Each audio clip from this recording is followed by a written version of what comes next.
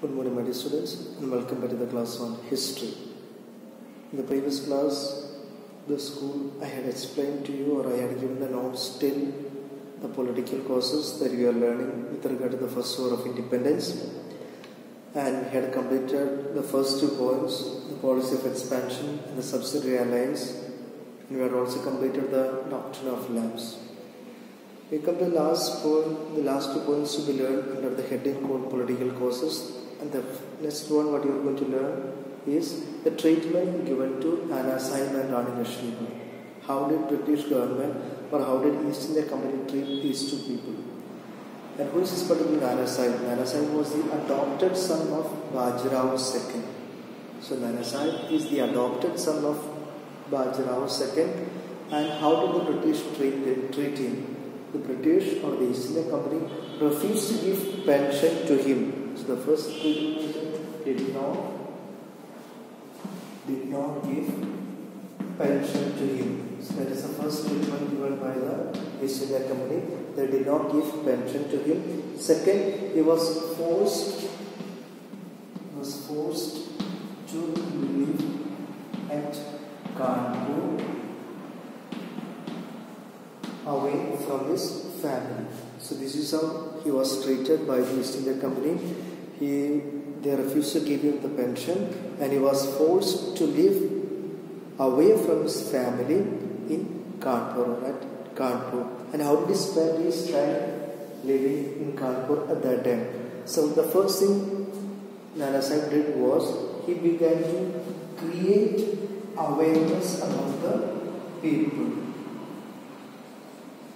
He began to create awareness among the people about the policies of a British government. That's the first thing that he did. Second thing, he began to collect the support against the British government.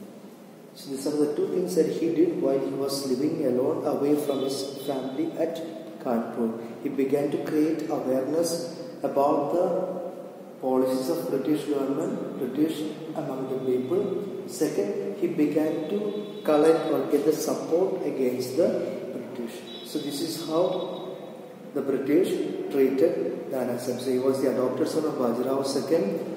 The British refused to give him the pension. He was forced to live at Kanpur away from his family. And once he was living away from his family, how did he spend his time? He began to create awareness among the people about the policies of British government, and he began to get the support against the British. And the second thing, how did British treat Rani Lakshmibai? She was the victim of doctrine of lapse. I have told you, I have given the explanation, or I defined the term called doctrine of lapse, and she was the victim of doctrine of lapse, so she became the enemy of British. So once these things have happened to these 2 of Nana Sahib and Rani Lakshmibai, the other rulers began to feel that the same things are going to happen to them also. So they became very suspicious about the policies of British government, and they thought that the same thing is going to happen to them. So the fate that happened to Nana Sahib and Rani Lakshmibai had a great impact on the Indian rulers, because they thought that the same thing is going to happen to them. So that is what about the third point called the treatment given to Nana Sahib and Rani Lakshmibai. Now moving on to the fourth one, that is the last point under the political cause, that is the absolute sovereignty of British. And what does it mean? There are 2 things to learn. First, the Indian rulers. Second, the British. So this is the first understand this particular topic. And what does it mean?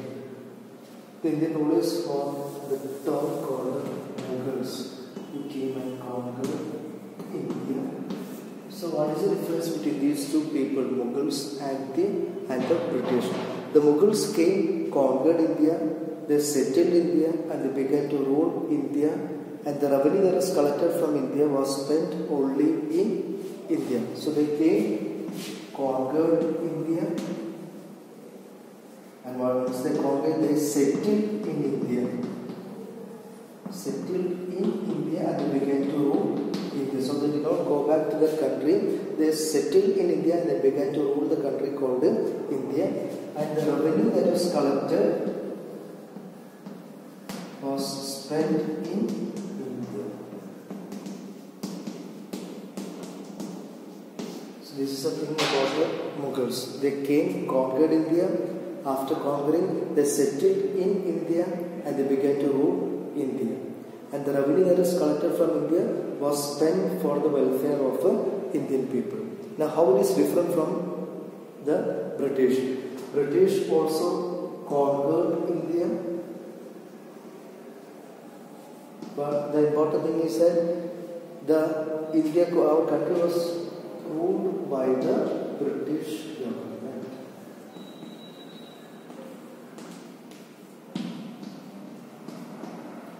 And India was ruled by the British government from England. So this is the first difference between Mughals and the British. British conquered India and India was ruled by the British government from England. And what happened to the revenue that was collected? The revenue that was collected was taken from India to England.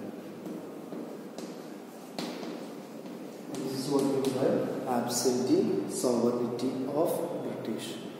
The Mughals came, conquered India, they ruled India and they collected the revenue that was spent for the Indian people.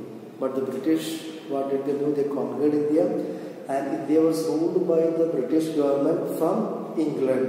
And the revenue that is collected from Indian people was taken from India to England. So this is what you find the point called absentee sovereignty of British people. I hope we have understood all the four political causes. Now we move on to the next one, that is what are the socio-religious causes. They have told you there are 9 points to be learned under the heading called socio-religious causes. And let's begin this particular topic called socio-religious causes. What does it mean? So under the heading called socio-religious, so the first one is the interference. The first point is the interference. Interference with Indian customs. Interference with Indian social customs.